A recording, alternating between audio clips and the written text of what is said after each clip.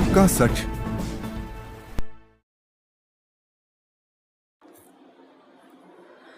આડેસરમાં મોડી રાત્રે બુલડોઝરની કાર્યવાહી સરકારી જમીન પરનું 2000 સ્ક્વેર ફૂટનું બાંધકામ તોડી પડાયું। આડેસરમાં ગત મોડી રાત્રે તંત્ર દ્વારા સરકારી જમીન પર થયેલ દબાણ દૂર કરવાની કાર્યવાહી હાથ ધરવામાં આવી હતી।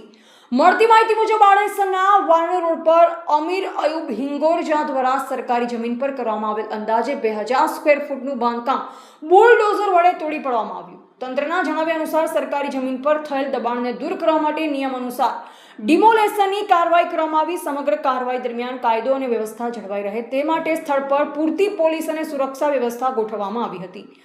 ડિમોલેશન પૂર્ણ થયા બાદ તોડી પાડવામાં આવેલા બાંધકામનો કાટમાળ સ્થળ પર એકત્રિત કરવામાં આવ્યો। ઘટનાને લઈ સ્થાનિક વિસ્તારમાં ચર્ચાનો માહોલ જોવા મળ્યો હતો। રિપોર્ટર અનિલ ઠક્કર, રાપર, કચ્છ।